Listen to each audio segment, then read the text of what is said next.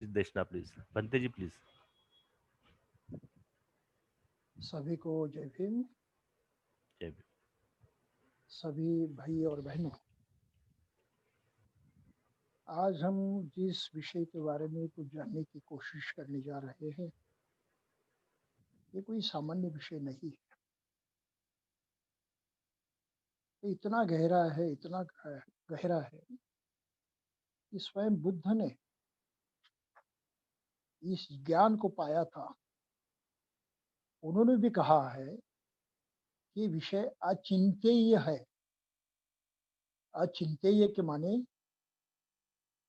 उसका चिंतन मनन करते हुए पूरा पूरा जानने के बहुत उस तरफ है। इतना आसानी से नहीं जाना जा सकता। तो ऐसे इस विषय को अगर नहीं जाने तो मनुष्य जीवन विफल हो जाता है। इसलिए कुछ प्राथमिक बातों को पहले याद करते हुए हम आगे बढ़ेंगे। प्राथमिक बात सबसे प्रथम ये है कि हर मनुष्य जीता है, जीना चाहता है, जीवित रहना चाहता है। अगर हम पूछे कि भाई किस लिए जीना चाहते हो, जीवित रहना चाहते हो, अगर कभी मरण आ जाए तो मरने के लिए भी तैयार रहना चाहिए, तो क्यों नहीं तैयार रहते? तो इसका जवाब अंततः यही मिल जाता है कि हर आदमी सुख पाने के लिए जीता है, और वो सुख अभी चाहिए उसको, इस वक्त।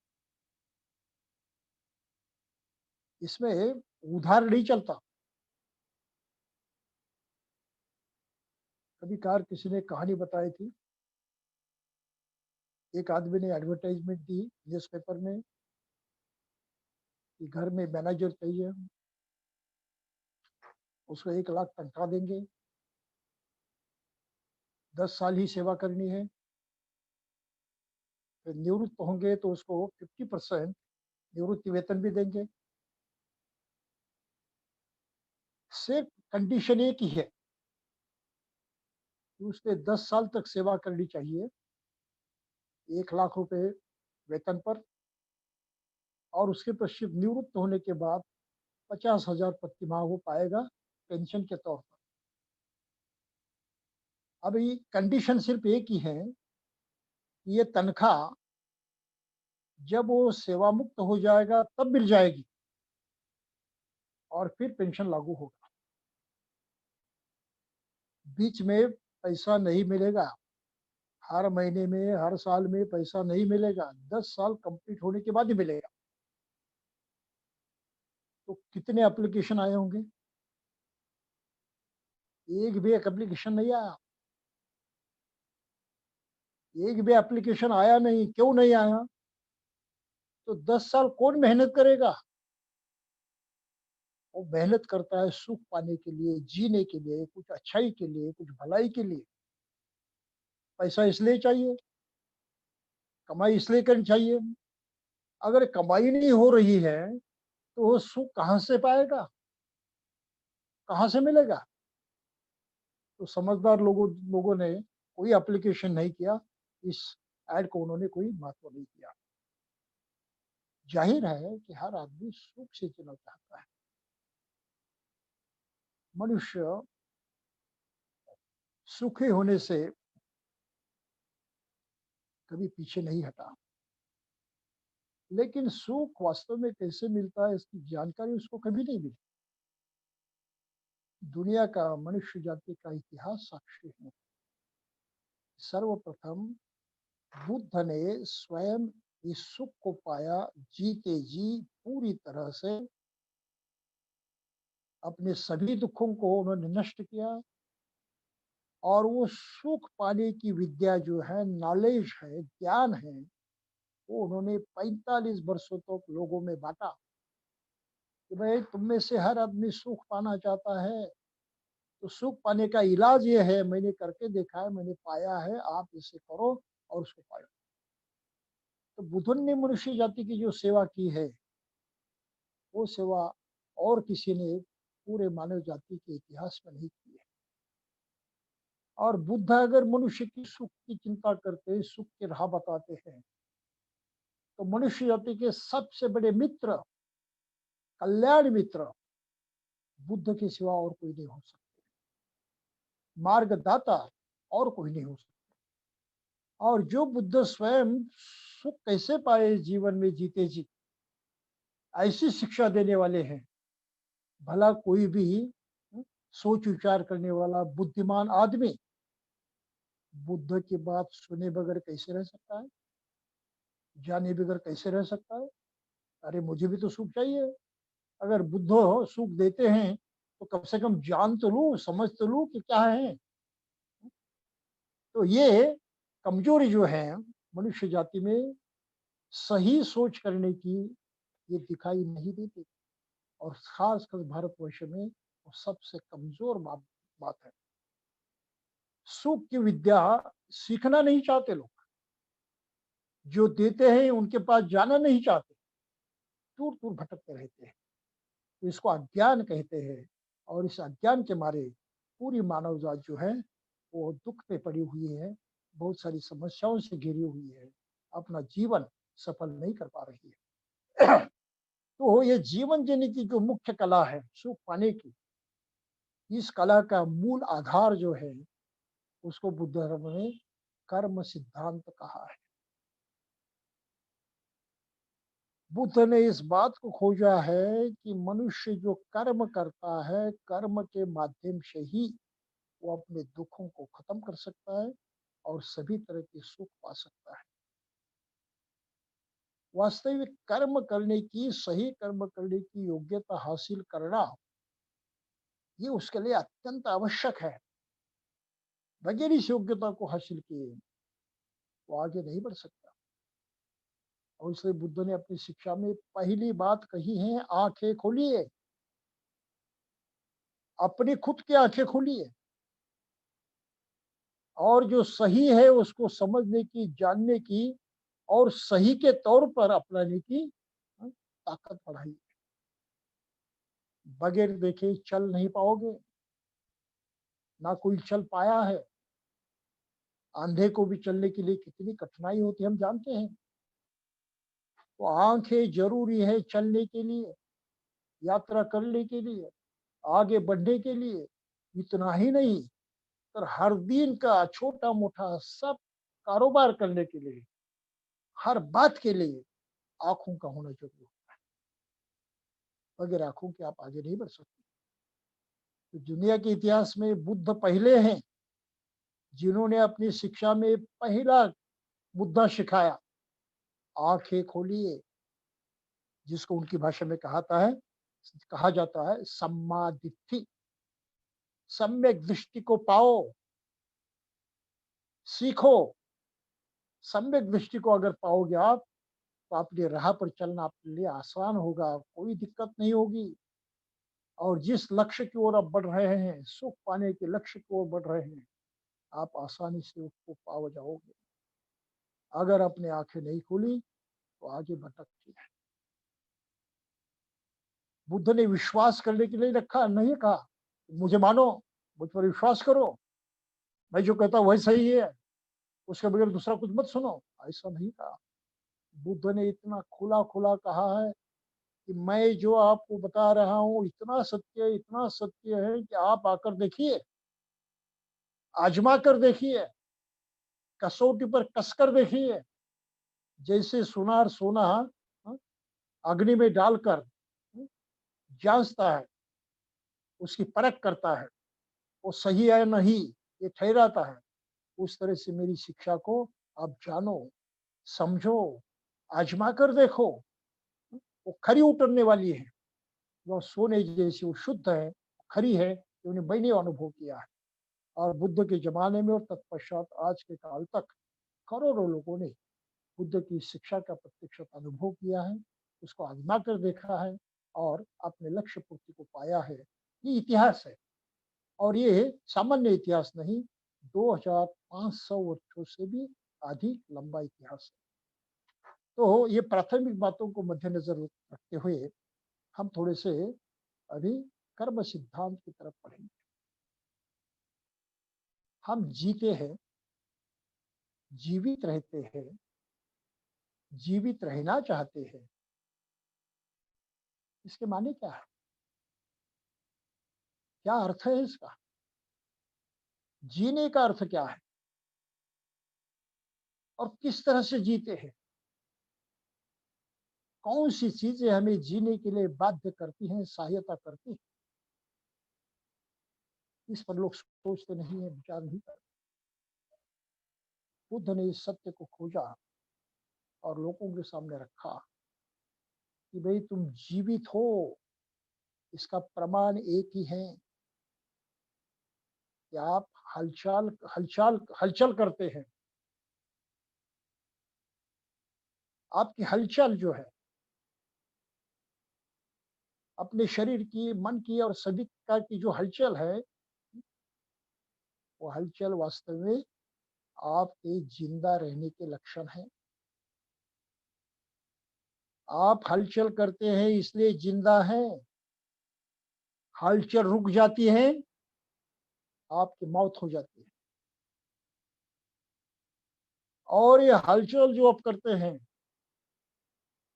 अपने शरीर की हरकतें हैं, अपनी वाणी की हरकतें हैं, अपने मन की हरकतें हैं, हर हरकत जो आप करते हैं, ये हरकत ही अपने में कर्म है। आपकी हर हरकत कर्म है और कर्म करते रहते ही आप जीवित रह सकते हैं, जिंदा रह सकते हैं। बगैर कर्म के जिंदा नहीं रह सकते।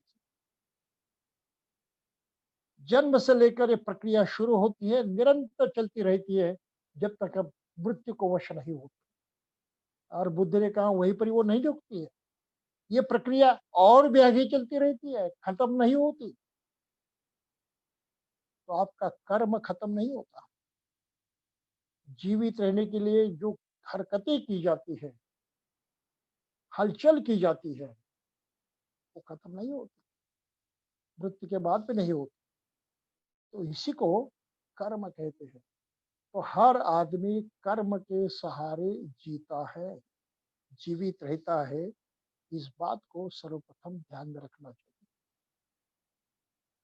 अब वो कर्म कैसे करता है?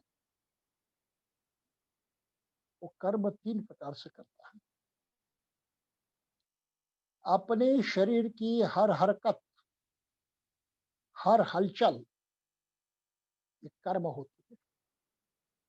तो अपने शरीर से वो कर्म करता है। अपनी वाणी से वो कर्म करता है, वाचा से, बोलने से निरंतर कर्म करते रहता है। और अपने मन से, सोच विचार से, चिंतन मनन से, अध्ययन से, अभ्यास करते हुए, जानते हुए, समझते हुए, सुनते हुए, उसका मन जो प्रभावित होता है, जो जो कुछ करता है, वो मानसिक क्रिया है, वो भी उसके कर्म का ही मार्ग है। तो मनुष्य शरीर, वाचा और मन के माध्यम से कर्म करते रहता है। ये हलचल उसकी निरंतर चलती रहती है और ये निरंतर उनका चलना ही उसका जीवित रहना है। ये महत्वपूर्ण सिद्धांत पहले हमको समझ लेना चाहिए। तो एक कर्म करने के माध्यम से हमारा जीवन यापन चलता है, हम जीवित रहते हैं। और बुद्ध ने बहुत महत्वपूर्ण बात कही है कि सुख और दुख और कहीं नहीं है। वो ऐसी चीज नहीं है, कमोडिटी नहीं है जिसकी लेन देन की जा सकती है। आप किसी को सुख दे सकते हैं, किसी से ले सकते हैं। There is no bartering about it. लेन देन का वो मामला बिल्कुल नहीं है। आप कर्म करते हैं जिस वातावरण में, जिस स्थिति में, जिस परिस्थिति में, उस परिस्थिति के परिणाम स्वरूप आपके मन को अच्छा लगता है तो वो सुख कहा जाता है, बुरा लगता है तो वो दुख कहा जाता है। तो ये जो वातावरण निर्माण होता है अपने कर्म के कारण, उस वातावरण से हमें जो ये फीलिंग होती है, ये जानकारी होती है, ये सुख है या दुख है, उस जानकारी को ही सुख और दुख कहते हैं। तो सुख और दुख या ऐसे वातावरण में हम पा सकते हैं, अनुभव कर सकते हैं। तो सुख और दुख अनुभव की बात है, वो प्रत्यक्षात कोई चीज नहीं है। और वो अनुभव उस वातावरण से निर्माण होता है जो सुखदायी होता है या दुखदायी होता है। ये दूसरी बात हमको ध्यान में रखनी चाहिए। तो सुख ना लेने की क्रिया है, ना देने की क्रिया है, ना कहीं से पाने की क्रिया है। सुख को उत्पादन करने के लिए, उसका निर्माण करने के लिए सही वातावरण निर्माण किया जाना जरूरी है। और वो सही वातावरण हर आदमी अपने कर्म के माध्यम से, अपनी शारीरिक, वाचिक और मानसिक हरकतों के से माध्यम से निर्माण करता है। और ऐसे वातावरण में वो सुख को पाता है और दुख नष्ट हो जाता है। तो सुख और दुख कहाँ छिपा हुआ है? सुख और दुख छिपा हुआ है हम में, हमारे हरकतों में, हमारे कर्म में। वो कहीं बाहर नहीं है। तो जब हम बाहर से सुख पाने की कोशिश करते हैं, हम इस सच्चाई को देख नहीं पाते, समझ नहीं पाते। आंखें हमारी बंद रहती है और अंधे बनकर हम गलत तरीके से सुख पाने की कोशिश करते हैं। है तो अपने पास, लेकिन सोचते हैं कि कहीं और है, और किसी के हाथ में है, उसको मांगना चाहिए, प्रसन्न करना चाहिए, तब वो मिल जाएगा। अपने हाथ में कुछ नहीं है। इस तरह से जब आदमी सोचता है तो पूरी तरह से अज्ञान का भक्ष हो जाता है। ये अज्ञान है। और इस अज्ञान को मिटाना बुद्ध ने सबसे अहम कार्य माना था, सबसे अहम मानवता की सेवा कार्य माना था। और ये मानवता की सेवा उन्होंने 45 वर्षों तक की। किसी से कुछ मांगा नहीं, मुझे ये दो, मेरी इस तरह से पूजा करो, इस तरह से मेरा सम्मान करो, मुझे अर्पित करो, मुझे खुश रखने की कोशिश करो, तब मैं आपको कुछ दे दूंगा। ये बुद्ध की भाषा नहीं थी। बुद्ध की भाषा थी, मेरे लिए कुछ नहीं चाहिए, तो मैंने सब सुख को पा लिया है, मुझे और दूसरा कौन क्या दे सकता है? किसी के पास देने के लिए मेरे लिए कुछ नहीं है, लेकिन मेरे पास है वो मार्ग दिखाने का ज्ञान, जो मैं सबको दे सकता हूँ। और वो मार्ग दिखाने का ज्ञान उन्होंने सबको बांटा। मांगा कुछ नहीं, लिया कुछ नहीं, विश्वास करने के लिए भी बाध्य नहीं किया। बस एक बात कही, मैंने इस तरह से सुख को पाया है, ये सुख पाने का ज्ञान है, ये ज्ञान मैं आपको दे रहा हूँ, आप इस ज्ञान को अपनाइए, उस तरह से करके देखिए, और आप भी उसी तरह से सुख पाओगे जैसे मैंने पाया है। क्योंकि ये सिद्ध हुआ है, ये प्रत्यक्षात हुई घटना है। इसमें गलती कुछ नहीं है। मैंने जो पाया आप उसी को ही पाएंगे, उससे गलत कुछ होने वाला नहीं। तो बस इस ज्ञान को ले लो, अपनाओ, और अपनी सुख की तरफ आगे बढ़ते जाओ। ये बुद्ध का संदेश था। मांगने का सवाल ही नहीं था, किसी ने कुछ देने का सवाल भी नहीं था। यहाँ तक बुद्ध ने कहा कि भाई मैं भी देने वाला नहीं हूँ, मैं सिर्फ राह बतलाता हूँ, मार्ग दिखला सकता हूँ। इस तरह से करने से आप सुख को पाओगे, नहीं किया तो आपकी मर्जी है, दुख तो हटने वाला नहीं है। और इस तरह से आपने अगर सुख को पाया तो मुझे कोई आपत्ति नहीं है, मुझे कोई बुरा लगने वाला नहीं है। आप भी बुद्ध बन जाएंगे, मेरे जैसे बन जाओगे, मुझे खुशी होगी, आनंद ही होगा कि आप भी बुद्ध बन गए, आप भी सर्व सुख को पा गए। तो बुद्ध ने हर आदमी को अपने जैसे बनने की शिक्षा दी, चेतावनी दी, और अपने जैसे बनने वाले लोगों का स्वागत किया, उनका आदर किया, उनको बहुमान दिया कि भाई तुम भी मेरे जैसे हो गए, बहुत अच्छा हुआ, बहुत ठीक हुआ। ये मैत्री है, ये करुणा है, ये अपनापन है। और किसी भी मनुष्य को उन्होंने इससे रोका नहीं। अगर आप मनुष्य जीवन को पाए हैं तो आपने इस क्षमता को भी पाया है सुख को पाने की। ये क्षमता हर आदमी में है, ये ताकत हर आदमी में है। तो सभी लोग एक जैसे हैं क्योंकि उनके पास एक ही तरह की ताकत है और उसका इस्तेमाल करते हुए वो स्वयं बुद्ध बन सकते हैं, सर्वसुखी हो सकते हैं। तो मनुष्य मनुष्य में कोई भेद नहीं होना चाहिए, कोई ऊंचा कोई नीचा नहीं होना चाहिए, कोई अच्छा कोई बुरा नहीं होना चाहिए, क्योंकि सभी लोगों के अंदर एक क्षमता है सुख को पाने की। अगर उन्होंने चाहा तो पा सकते हैं।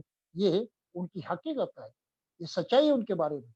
तो इस सच्चाई को मद्देनजर रखते हुए बुद्ध ने सभी प्रकार की असमता, सभी प्रकार का डिस्क्रिमिनेशन, भेदाभेद, हम्म, ये पूरी तरह से नकारा। इसका कोई मूल्य नहीं मनुष्य जीवन में, कोई मूल्य नहीं। बगैर दुख का साम्राज्य निर्माण करने के सिवा इसका कोई फायदा नहीं। आप एक दूसरे से लड़ते रहोगे, नफरत करते रहोगे, ऊंचा नीचा मानते रहोगे, इसने उस कारण से आपस में झगड़ते रहोगे, ये दुख ही दुख पैदा होगा। ये तो आप स्वयं अनुभव करते हैं हर दिन हर समय, ये बतलाने की जरूरत नहीं है। तो देखिए दुख आप निर्माण कर रहे हैं, इन कल्पनाओं के अधीन होकर निर्माण कर रहे हो। सच्चाई को देखो, आंखें खोलो। इन आंखों को खोलने से आपको सच्चाई अलग नजर आएगी। आप देखेंगे कि भाई मैं तो सुख को चाहता हूँ, दुख नहीं चाहता, इसलिए मैं प्रयास कर रहा हूँ, जी रहा हूँ। तो आप समझ जाए कि दूसरा हर आदमी उसी तरह से अपने सुख के लिए जी रहा है, उसी तरह से प्रयास कर रहा है। तो उसमें और मुझमें क्या अंतर है? अंतर ही नहीं है। तो ये जो बेसिक फंडामेंटल इक्वालिटी है सभी मनुष्य मात्रों में, इसका ऐलान बुद्ध ने किया। ये सच्चाई लोगों के सामने रखी। सीज टू डिस्क्रिमिनेट, ये भेद करने की भावना को त्याग दो, छोड़ दो। ये दुख का कारण हो जाती है।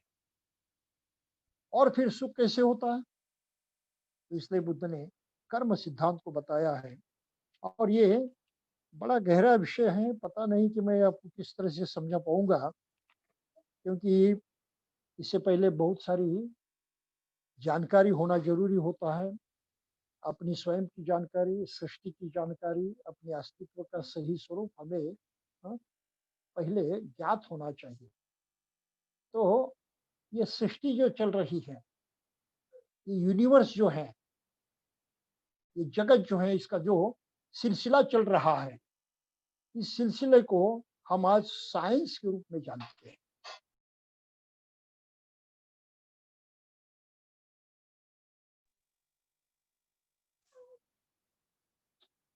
आज की तारीख को इसको साइंस समझते हैं।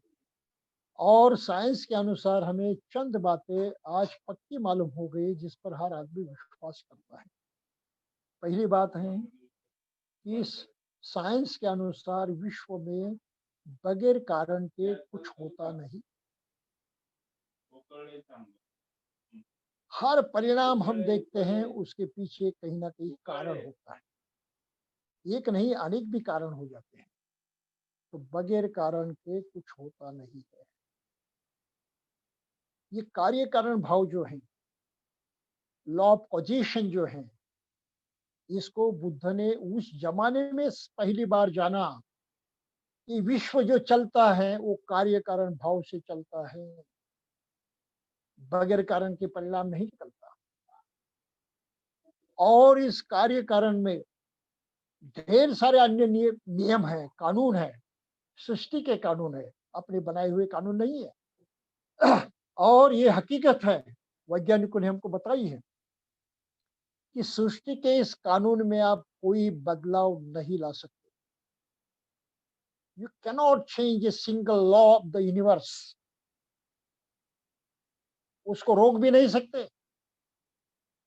आपको उस कानून के अधीन होकर ही अपने जीवन को चलाना पड़ता है, जीना पड़ता है। ये दूसरी महत्वपूर्ण बात जो आज वैज्ञानिक हमको बता रहे हैं, ये बुद्ध ने उस वक्त जानी कि सृष्टि के जो कानून हैं, उसको हम तोड़ नहीं सकते, उसमें बदलाव नहीं कर सकते, उसमें रुकावट नहीं ला सकते। वो तो कानून अपने आप चलने ही वाले हैं। हम उन कानून को अपना कर ही अपने जीवन को जी सकते हैं। बगैर उस कानून को अपनाए हम जीवित नहीं रह सकते।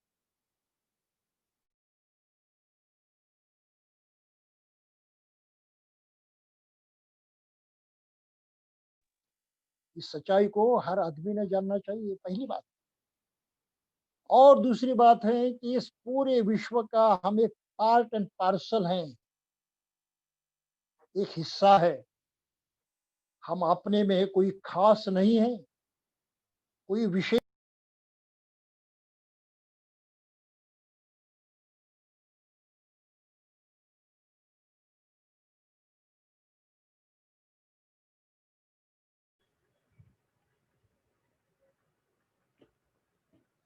हाँ, लगता है बंते जी का कुछ कनेक्टिविटी का इशू हो रहा है। Just wait for some time.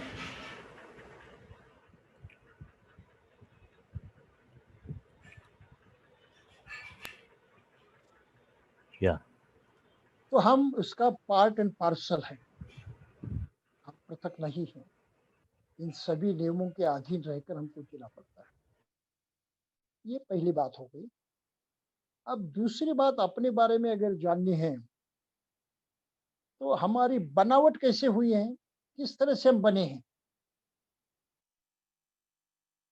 हमारा अस्तित्व किन अंगों से, किन लक्षणों से, किस विशेषताओं से बना हुआ है,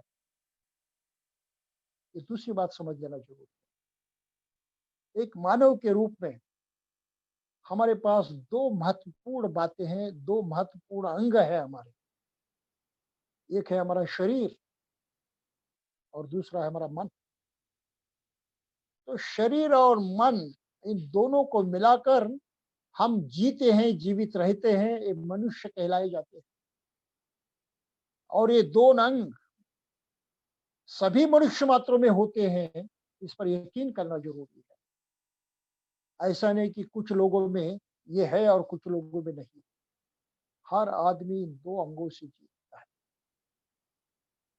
और फिर उसमें भी बुद्ध ने और गहराई में जाकर खोज की। ये ऊपर के दो लक्षण हैं, लेकिन अंदर झांकने पर हमारी जो बनावट है, हमारा मेकअप जो है, मेकिंग जो हमारी, वो और दूसरे अंगों से भी बनी हुई है। कैसे बनी हुई है? तो हमारी पांच इंद्रियां है। चक्षु यानी आंख, श्रोत यानी कान, घ्राण यानी नाक, जिह्वा यानी मुंह, और काया यानी त्वचा, स्किन। इन पांच इंद्रियों के माध्यम से हमारा कांटेक्ट विश्व के सभी चीजों के साथ आ जाता है।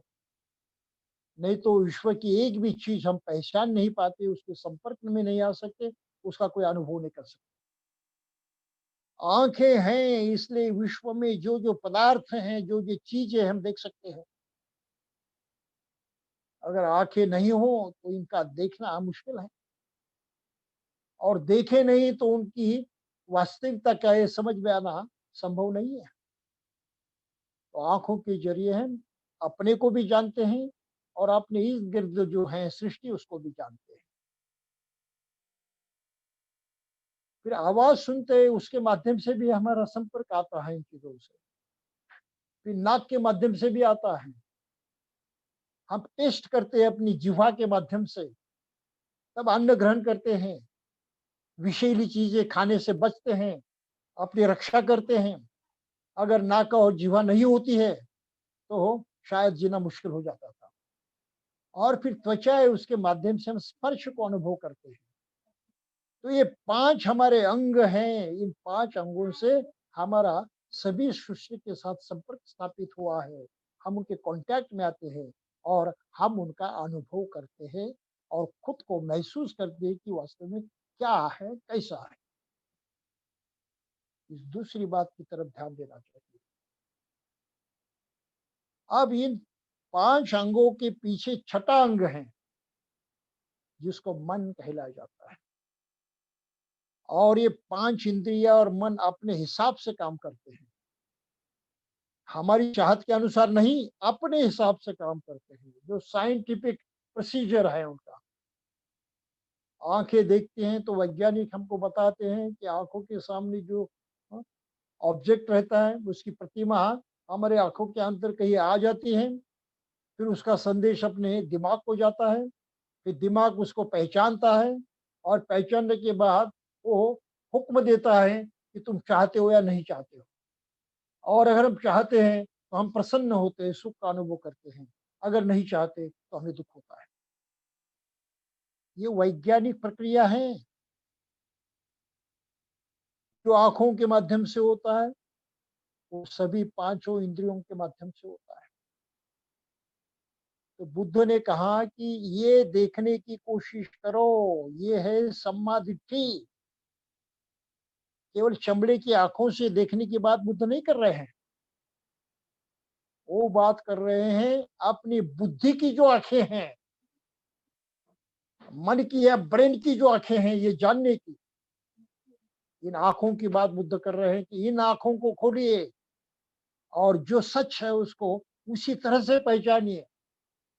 उसमें फ़र्क मत कीजिए, ये गलती मत करो, जैसा है वैसा जानो। तो हो सुनने में तो आसान लगता है, लेकिन प्रत्यक्षात बहुत कठिन होता है। जैसे कि मैंने अपने आदमी के बारे में, अपने बारे में बात कही कि मनुष्य होने के नाते हम क्या है, कैसे हैं, किस तरह से बने हैं हम और किस तरह से हमारा संपर्क अन्य चीज़ों से, सृष्टि की हर बात से आता है, इसका ज्ञान हम नहीं रखते, इसकी परवाह हम नहीं करते। परवाह इसलिए करनी चाहिए, उसका ज्ञान इसलिए रखना चाहिए कि आखिर हम अगर सुख से जीना चाहते हैं, तो हमारा सुख इन सभी चीज़ों पर अवलंबित है, डिपेंडेंट है। It is not different from that. ये समाधित है। तो बुद्ध ने इस आँखों को खोलने के लिए कहा और उसके साथ उन्होंने, जैसे मैंने पहले कहा कि सृष्टि के कुछ नियम भी बताए। आज की तारीख को हम बहुत सारे सृष्टि के नियम जानते हैं, लेकिन बुद्ध के ज़माने में उन्होंने 5 नियम को प्रकट किया। पहला नियम उन्होंने जानने के लिए कहा कि सृष्टि का एक कानून है, उसको ऋतु नियम कहा जाता है या ऋतु नियम कहा जाता है। ऋतु नियम। तो इनऑर्गेनिक ऑर्डर जो है, सूरज है, चाँद है, उनका अ, चल चाल-चलन है, सृष्टि के सभी अलग-अलग ऋतुएँ होती हैं, ठंड होती है, गर्मी होती है, सभी प्रकार के वायु, विजन सब कुछ इसमें आ जाता है। तो जिसको हम फिज़िक्स कहते हैं, ये फिज़िक्स में आ जाता है पूरी तरह से, ऋतु नियम कहा है उसको। फिर दूसरा है बीज नियम।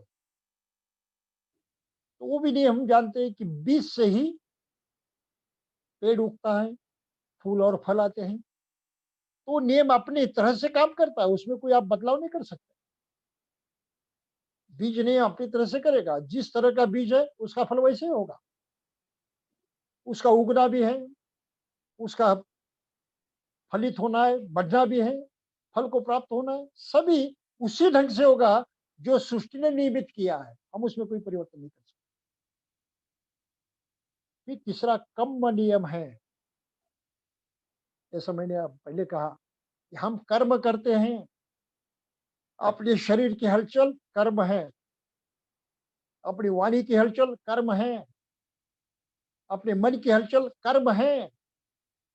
ये कर्म का भी नियम है और ये कर्म का नियम बहुत ही महत्वपूर्ण है हमारे लिए कि हम उसको सही ढंग से जाने। और फिर तीसरी बात कही है कि एक धम्म नियम भी है। धम्म नियम के माने हैं एक मनुष्य होने के नाते हमारे लिए कौन सा सही है और कौन सा गलत है, कौन सा हमारे फायदे का है, कौन सा नहीं है, क्या हमारे काम आएगा, क्या नहीं आएगा। तो उसको हम दूसरी भाषा में कहते हैं कि ये मोरालिटी है, एक नैतिकता से संबंधित नियम है कि मनुष्य होने के नाते हम औरों से किस तरह से बर्ताव करें, व्यवहार करें, किस तरह से नाता रखें। क्योंकि हमारा जो नाता औरों से है, जो व्यवहार हमारा है, उस व्यवहार से ही सुख निर्माण होता है या दुख निर्माण होता है। तो बहुत मायने रखती है बात, बहुत महत्वपूर्ण है। अगर हमारे सभी प्राणी मात्रों के साथ और इस सृष्टि के साथ किस तरह का नाता होना चाहिए, किस तरह का व्यवहार होना चाहिए, इसका सही ज्ञान अगर हमको नहीं है और फिर हम गलत करते रहते हैं, तो दुख ही दुख होता है, हानि ही हानि होती है, अपना भी नुकसान होता है, औरों का भी नुकसान होता है। तो ये धम्म नियम एक नैतिक आचरण के अर्थ से बहुत मायने रखता है, बहुत महत्वपूर्ण है। और फिर उन्होंने कहा कि जिस मन के माध्यम से मनुष्य अपना जीवन जीता है, उस मन के भी नियम है, उसको मनोनियम कहा है। हम आजकल की भाषा में उसको साइकोलॉजी कहते हैं। तो ये मन का भी नियम है और इस मन के नियम को मद्देनजर रखते हुए हमें ये नियमों के अधीन रहकर इस तरह से कार्य करना चाहिए, इस तरह से कर्म करना चाहिए, इस तरह से हलचल करनी चाहिए कि उससे परिणाम जो निकले वो हमारे सुख के लिए काम आए, दुख के लिए नहीं। तो आखिर में अपने सुख का हमें पता लगाना है और वो पता लगेगा हमारे प्रत्यक्षात करने में। इसलिए बुद्ध ने बिल्कुल साफ शब्दों में कहा, सुख कहीं बाहर से नहीं मिलता है, सुख आप निर्माण कर सकते हैं। दुख जो आप सह रहे हैं वो बाहर से नहीं आता है, वो आपने निर्माण किया है। तो सुख दुख के मालिक आप हैं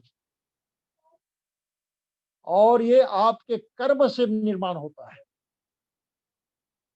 उदाहरण के तौर पर हम देखेंगे, अगर हमने इस तरह से हाथ उठाया किसी के सामने, प्रत्यक्षात उसको छुआ भी नहीं, लेकिन सिर्फ हाथ उठाया, तो क्या सामने वाले आदमी को क्रोध नहीं आता, भय नहीं लगता? क्रोध और भय दुख नहीं है, तो उसको दुख होता है। और हम ये जानते समझते उतने अज्ञानी नहीं है कि हाथ उठाने से कि किसी को डर लगता है, भय लगता है, दुख होता है, हम जानते हैं और फिर भी जानबूझकर हम वो करते हैं। दुख तो पैदा होने वाला है। आपने किसी को मारा, वो भी आपको मारने वाला है, छोड़ने वाला नहीं है। तो आपस में ऐसे लड़ते लड़ते रहोगे तो दुख ही दुख पैदा होगा। तो कैसे मानते हो कि दुख बाहर से आया और किसी ने दिया?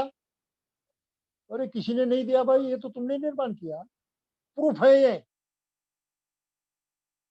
अगर यही तुम्हारा हाथ किसी के कंधे पर रखा जाता है या पीठ पर रखा जाता है, तो उस आदमी को अच्छा लगता है, खुशी होती है, सुख होता है। अरे भाई तुम्हारे हाथ ने सुख निर्माण किया, केवल उसके कंधे पर रखने से सुख निर्माण हुआ, कहीं बाहर से नहीं आया है।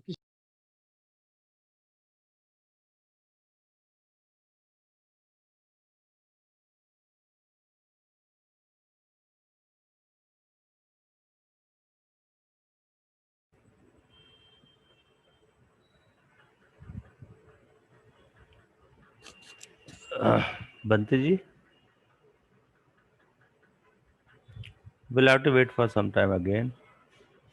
I think there is a connectivity issue.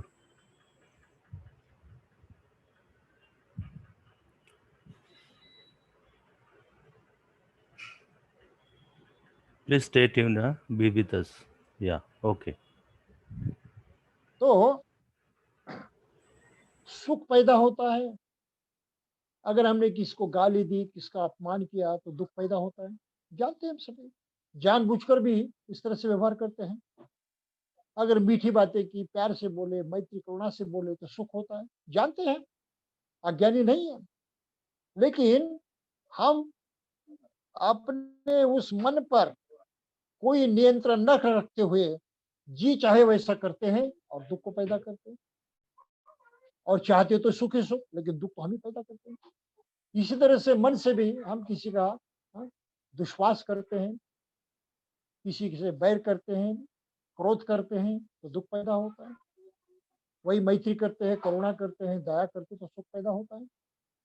तो हमारे 3 प्रकार की जो हलचलें हैं, इससे सुख और दुःख पैदा होता है।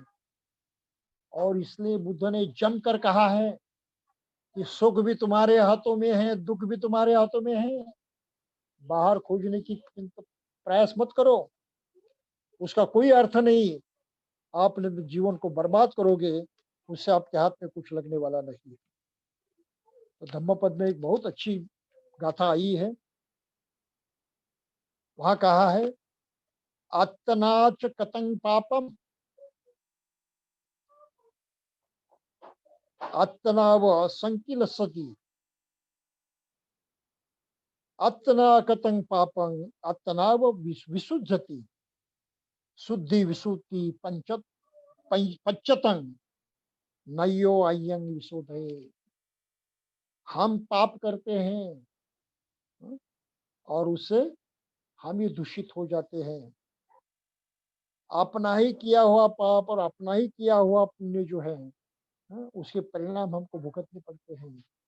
तो ना कोई किसी को शुद्ध करता है और ना कुछ किसी को अशुद्ध करता है। हम अपने को ही शुद्ध करते हैं, अपने को ही अशुद्ध करते हैं। तो कर्म की ये सबसे महत्वपूर्ण बात जो बुद्ध ने कही है, उस पर ध्यान देना जरूरी है कि आखिर सुख दुख हमारे मुट्ठी में है, एक मनुष्य होने के नाते। और फिर ये सुख पाने के लिए हमें सृष्टि के 5 नियम मद्देनजर रखते हुए काम करना चाहिए। तो फिर एक कर्म कौन करता है? लोग कहते आत्मा है और कुछ है, ऐसा नहीं है। कर्म करने वाली अपनी ही चेतना शक्ति है, जिसको हम मन कहते हैं। और ये चेतना शक्ति सतत प्रवाहित होती रहती है। इसको चित्त विधि कहा है, चित्त की प्रक्रिया क्या है कहा है, या चित्त या मन की प्रोसेस की है। तो माइंड प्रोसेस चलती रहती है। ये सृष्टि का दूसरा महत्वपूर्ण नियम है, पूरे सृष्टि का, यूनिवर्स का। यहाँ कोई भी नित्य ठहरने वाली, न बदलने वाली चीज नहीं है। एवरीथिंग इन अ फ्लक्स, सभी परिवर्तनशील हैं, सभी में बदलाव होते रहते हैं, नित्य बदलाव होते हैं। एक मनुष्य होते हुए भी हमारे मन में नित्य बदलाव होते रहते हैं, परिवर्तन होता रहता है। और इस परिवर्तन को ही हम सही दिशा में अगर लगाते हैं तो सुख पैदा होता है। इस परिवर्तन को गलत दिशा में चलने देते हैं तो दुख पैदा होता है। तो सुख और दुख हमारे हाथ में है, और सृष्टि के इस कानून के खिलाफ हम जा नहीं सकते, ये संभव नहीं है। तो ये दूसरी महत्वपूर्ण बात है। तो जिसे हम कर्म कहते हैं, वो कर्म कौन करता है, किस तरह से कर्म होता है? तो कर्म हमारे चित्त से होता है, हमारे मन से होता है, और उसका प्रवाह चलते रहता है। हमारे शरीर में कोई ठोस चीज नहीं है, ठोस चीज नहीं है, न बदलने वाली कोई चीज नहीं है। पूरे विश्व में कुछ नहीं है ऐसा जो बदलता नहीं है, परिवर्तित नहीं होता। हाँ, समय कम ज्यादा लगता है, लेकिन हर चीज परिवर्तित होती है। ये विज्ञान का बहुत महत्वपूर्ण नियम है। और इस बदलाव से हम मुक्त नहीं है। तो हम में भी वो बदलाव होता है। हम बच्चे थे, जन्मे थे, अब 50 साल के हो गए, क्या वही है? नहीं। हमारे अंदर की एक एक पेशी, एक एक अंश, एक एक चीज बदल चुकी है। विज्ञान कहता है कि 7 सालों में हर आदमी के शरीर की हर पेशी, सेल बदल जाती है, पुरानी नहीं रहती। तो तो ठोस कुछ नहीं है हमारे शरीर में। मन भी सतत परिवर्तनशील रहता है, जिसका हम अनुभव करते हैं कि बहुत चंचल है, यहाँ वहाँ जाता है, भटकता है, काबू में नहीं रहता। हर तरह से वो चंचल है, अनित्य है, परिवर्तनशील है। तो हमारा पूरा अस्तित्व परिवर्तनशील है, सृष्टि का पूरा अस्तित्व परिवर्तनशील है। तो इस परिवर्तनशीलता का अ, एक प्रवाह चलते रहता है, जिसे विधि चित्त कहा है या चित्त विधि कहा है, यानी हमारे मन का भी एक प्रवाह चलते रहता है। और ये चलने वाला प्रवाह जो है उसको हम चेतना शक्ति कहते हैं। चित्त का प्रवाह है, पाली भाषा में उसको कहा चित्त संतति। चित्त की संतति है, सतत बहने वाली की ये प्रवृत्ति है। तो इसलिए चित्त इस कार्यक्रम में, इस कर्म में शामिल होता है। कैसे शामिल होता है? कि चित्त से माध्यम से हम चीजों को, बातों को समझते हैं। जैसे मैंने आँख का उदाहरण दिया, हम इस चीज को कैसे देखते हैं और मन आखिर कैसे तय करता है। और मन ने हुक्म दिया कि अच्छी चीज है, उसको स्वीकार करो तो हम प्रसन्न होते हैं। मन ने अगर कहा ये गलत चीज है, उसकी ओर मत देखो, उसका स्वीकार मत करो, तो हम उसको धिक्कार देते हैं।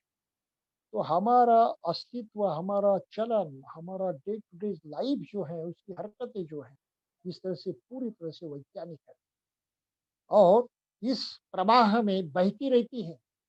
बस एक क्षण में वो बदल गया, दूसरे क्षण में और कहीं होते हैं, तीसरे क्षण में और कहीं होते हैं। तो हर पल, हर प्रतिपल ये बदलाव आते रहता है और उस बदलाव में जो जो हरकत हम करते हैं, उसको कर्म कहते हैं। तो कम्बस्सकारों को नथी, कर्म करने वाला कोई नहीं है, कोई ठोस चीज नहीं है। विपाकस्व वेद को, इसका परिणाम क्या है तो क्या होता है उसको भी जानने वाला कोई नहीं। शुद्ध धम्मा पवत्तति एवेतम सम्मदसनं। ये चित्त का प्रवाह बहते रहता है और इस चित्त के बहते प्रभाव में ये घटनाएं होती हैं, ये चीजें होती हैं, ये अंतराय होता है, उसको हम कर्म कहते हैं। उसके और कुछ नहीं।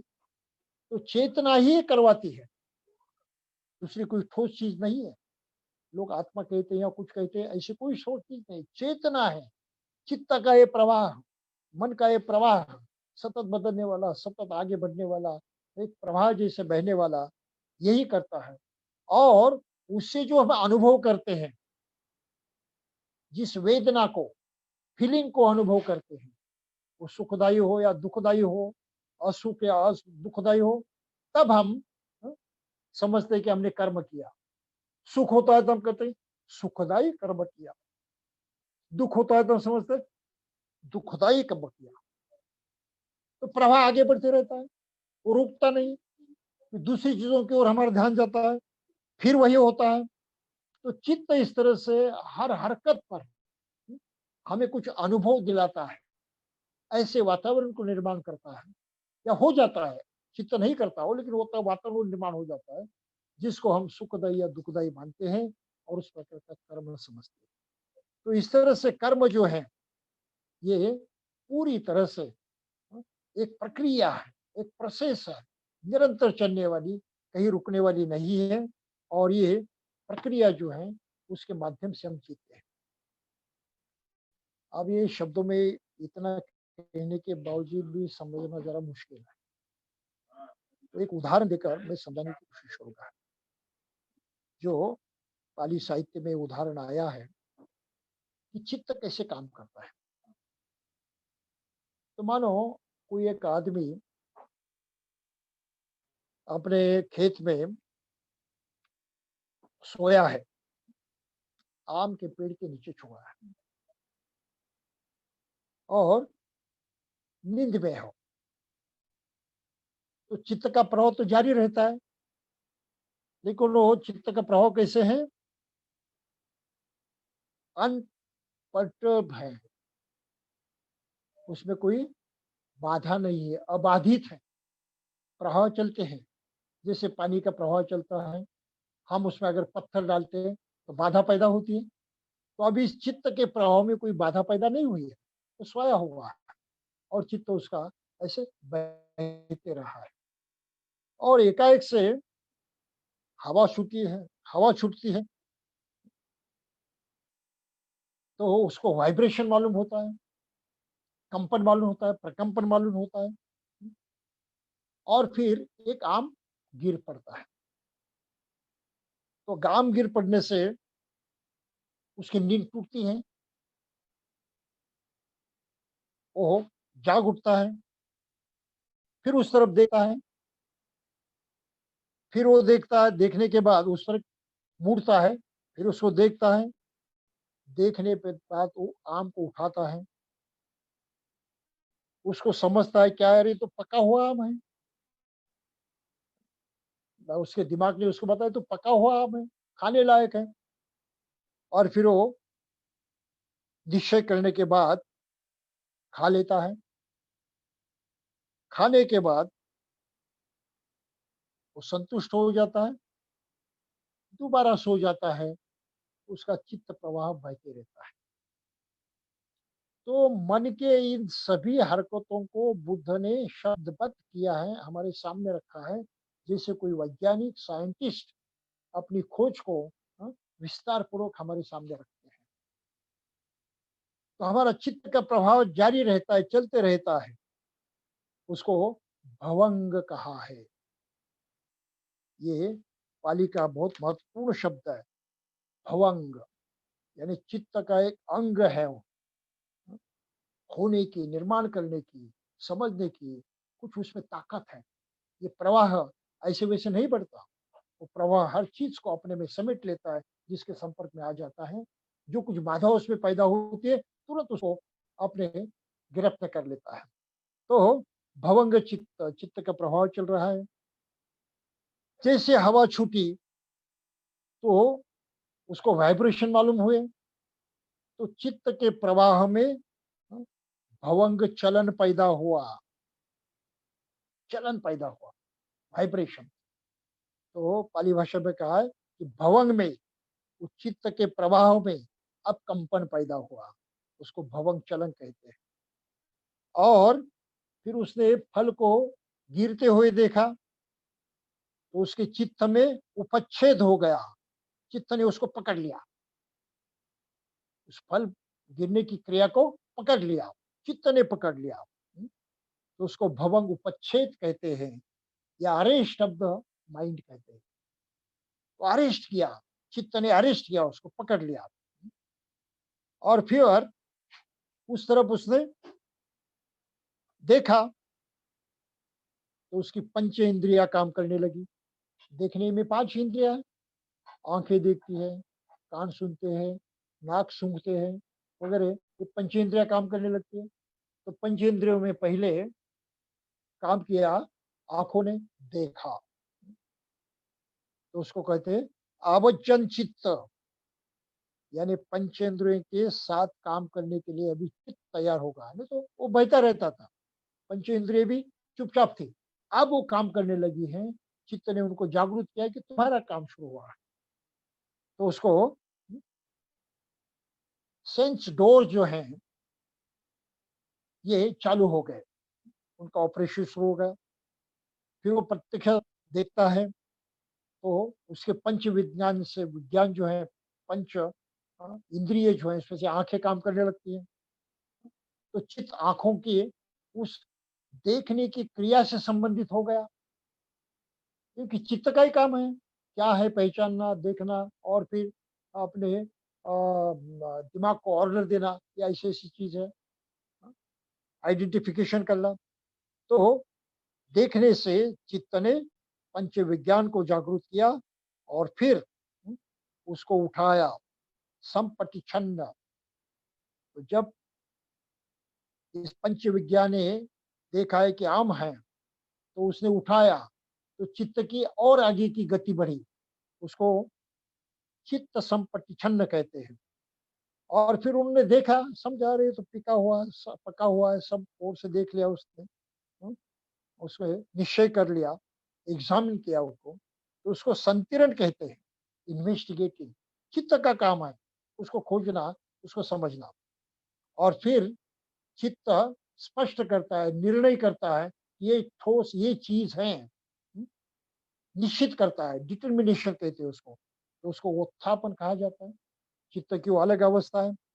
और फिर उत्थापन के बाद चित्त खाने के काम में लग जाता है, उसको जीवन कहते हैं। चित्त चलते रहता है, अभी खाने की क्रिया होती है, वो अनुभव लेने की क्रिया होती है।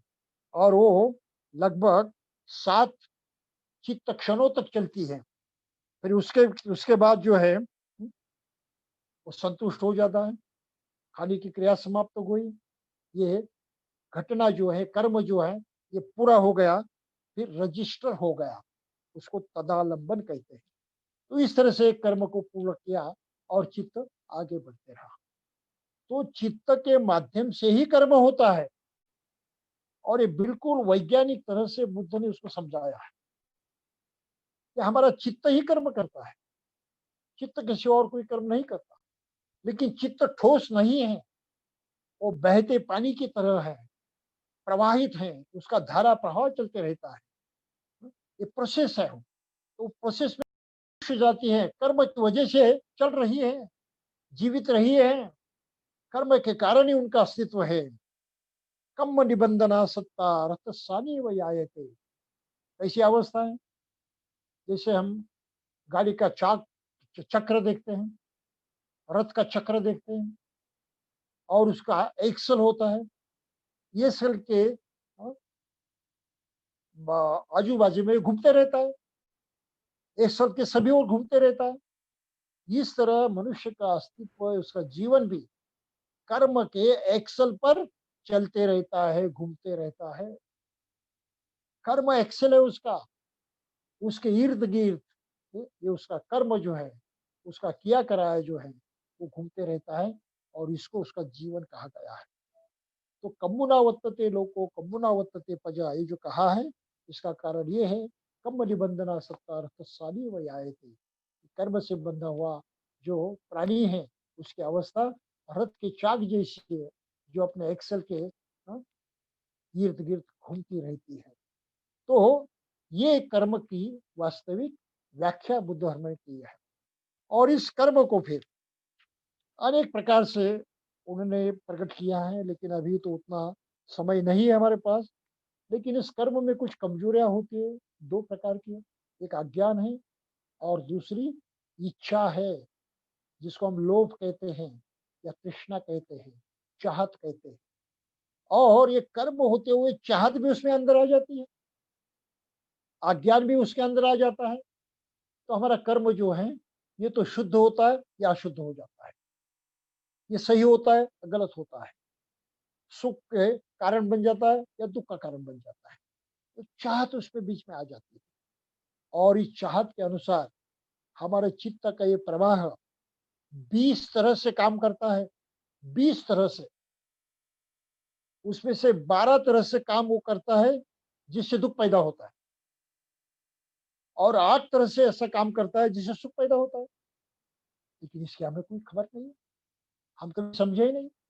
बुद्ध ने सोचा और हम सामने रखा, ये कामावचार चित्त है, तुम्हारा चित्त इस तरह से दुख पैदा करता है, ये कामावचार चित्त है, उसमें अज्ञान मिला हुआ है, इसमें तृष्णा मिली हुई है, तुम्हारा लोभ मिला हुआ है, वो दूषित हुआ है, और इसलिए वो आपको दुख ही देगा, उसका परिणाम दुखदायी होगा। तो अकुशल कर्म कहा है उसको, और 12 प्रकार से होता है, जिसको कामावचार चित्त कहा है। और 8 प्रकार से जो चित्त काम करता है, उसका परिणाम सुखदायी होता है, तो उसको कुशल चित्त कहा है। इसलिए बुद्ध धर्म में सबसे महत्वपूर्ण पहली शिक्षा दी है। बुद्ध ने क्या कहा है कि कर्म करते हो, लेकिन ध्यान दो उसका परिणाम क्या होता है। अगर आपने किसी को अपने शरीर से, अपने बॉडी से दुख पहुंचाया, तो यकीन मानो कि उससे दुखी पैदा होगा, तुम्हारा भी अनुभव दुखी होगा, तुमको ही दुख भोगना पड़ेगा। ये कामावचर चित्त काम कर रहा। आपने किसी को अपमानित किया तो यकीन मानिए अपमान दुखदायी होगा, वो सुखदायी कभी नहीं। आप किसी को गाली देना चाहते हैं तो क्या आपके मन में क्रोध नहीं आता? अगर क्रोध आपके मन में आता है तो दुख नहीं होता? क्या हंसते-हंसते, मज़ाक करते-करते हुए किसी को गाली दे सकते हो? बहुत खुश हैं और गालियाँ बक रहे हैं, ऐसा कभी होता है? कभी नहीं होता। चित्त की अवस्था उस तरह से हो जाती है और दुःख पैदा होता है।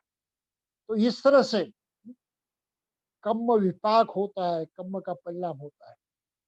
तो 20 तरह से जो चित्त काम करता है, हुँ, उसको ज़रा समझे, जाने और उसको परखने का ये तत्व अपनाए। कौन-सा तत्व है? कुशल, अकुशल।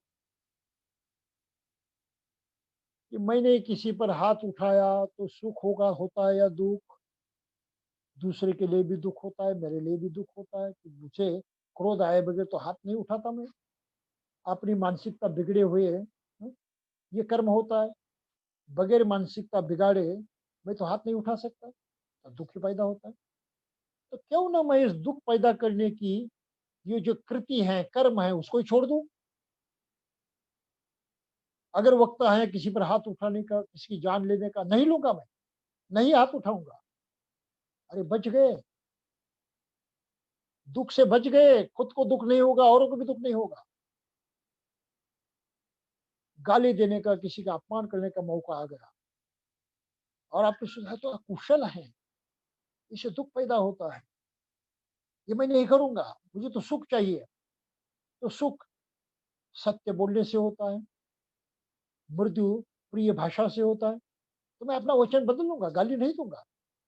जिस क्षण आपने गाली को रोका, आपकी मन की अवस्था हाँ, और क्रोध से मुक्त हो गई, आपका कर्म अलग हुआ, तो सामने वाले आदमी को भी दुःख नहीं होगा। अरे! दुःख से मुक्त हो गए तुम, दुःख को अपने वहीं से हटा दिया। तो बुद्ध ने पहली कसौटी बताई है और कुछ विज्ञान हमारी समझ में ना भी आए, तो भी महत्वपूर्ण जो बात ध्यान में लेनी चाहिए वो ये है कि हम परिणाम को परख सकते हैं, हम परिणाम को जान सकते हैं और परिणाम को मद्देनज़र रखते हुए हमारे व्यवहार में परिवर्तन ला सकते हैं। अगर हमने इस तरह से परिवर्तन लाया, तो हमारा जीवन जितना है उससे अधिक सुखदायी बन सकता है, सुखकर बन सकता है, अच्छा बन सकता है।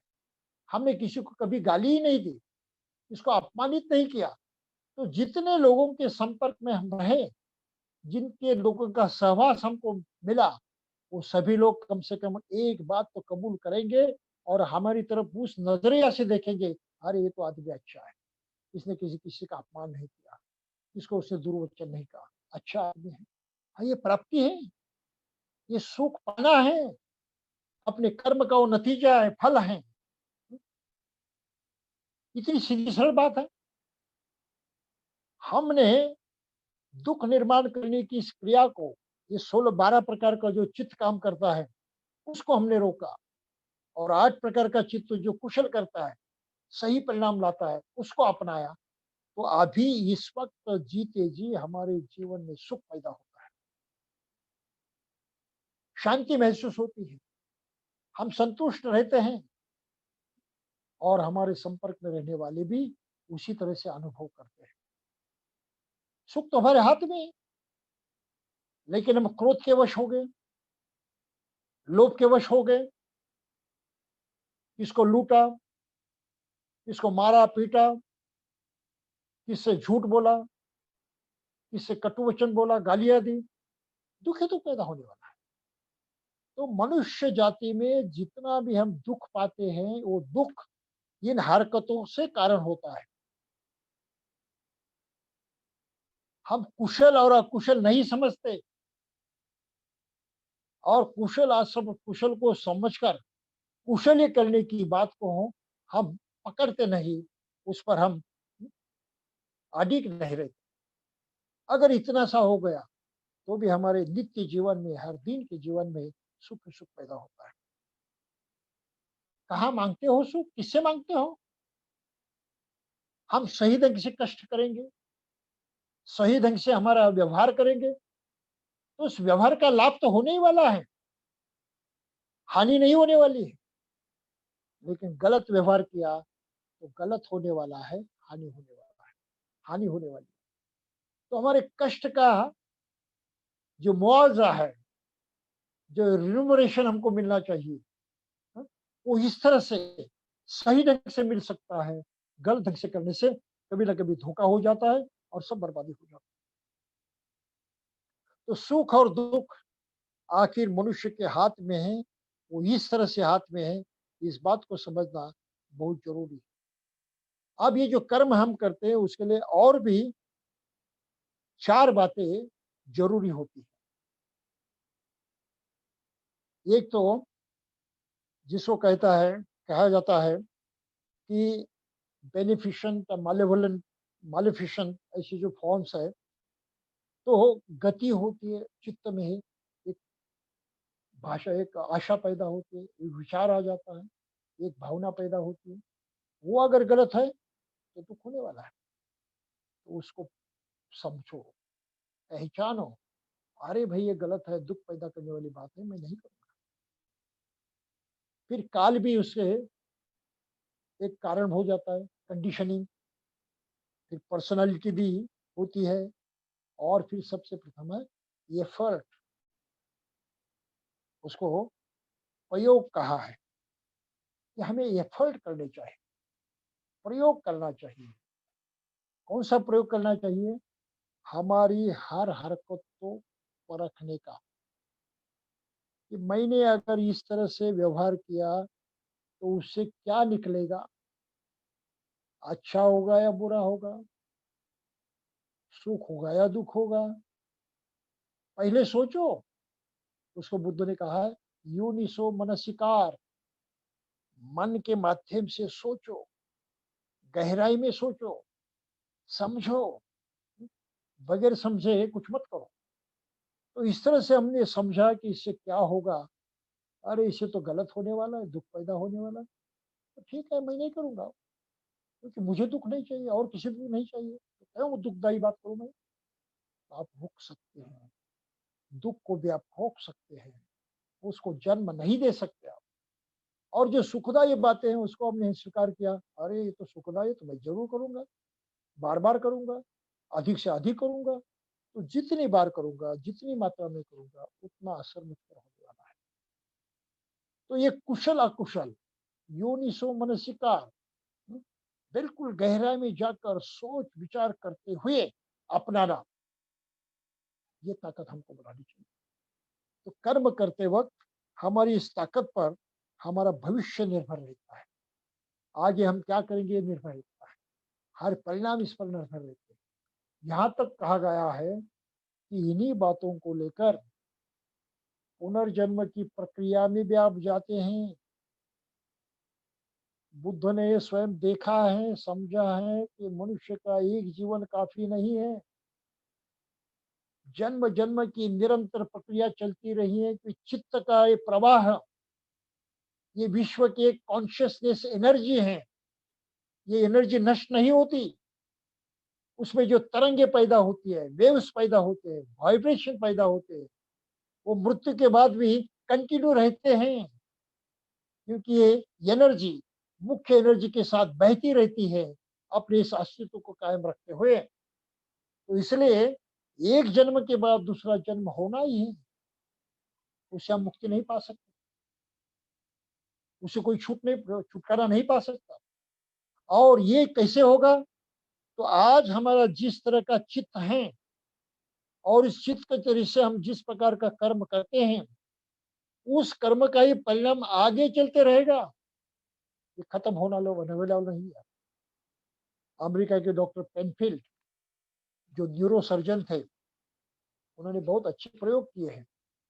उन्होंने ब्रेन का ऑपरेशन करते हुए ये साबित कर दिया है कि जो-जो कर्म आदमी ने किए हैं, वो सभी उसके मनस में, चित्त में जैसे कि वैसे हैं, कुछ नहीं भूला जाता। हम कभी-कभी अनुभव करते हैं कि बहुत सारी बातें भूल जाते हैं, ये भूल गए, वो भूल गए। तो डॉक्टर पेनफील्ड ने उस पर संशोधन किया, ब्रेन को उन्हें इलेक्ट्रॉनिक्स लगाए, और जो आदमी कहता था कि मुझे ये याद नहीं, वो याद नहीं है, उसको इलेक्ट्रोड का शॉक देने के बाद अ, वो पूरे डिटेल्स बताने लगा, सब कुछ उसको याद आया।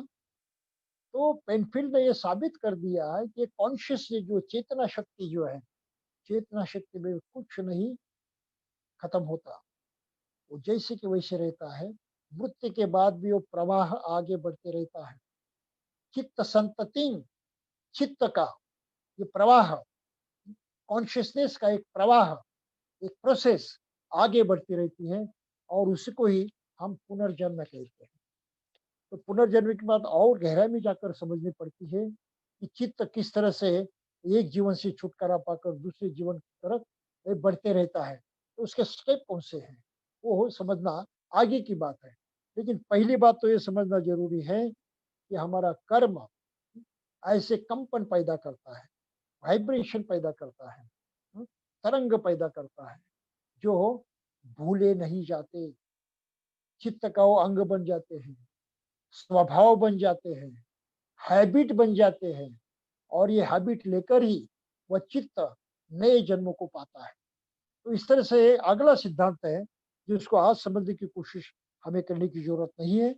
लेकिन आज की तारीख को सिर्फ इतना समझना जरूरी है कि हम अपने चित्त के माध्यम से जो करते हैं उसको कर्म कहा जाता है, और इस कर्म से हमारे चित्त में प्रवाह पैदा होते हैं।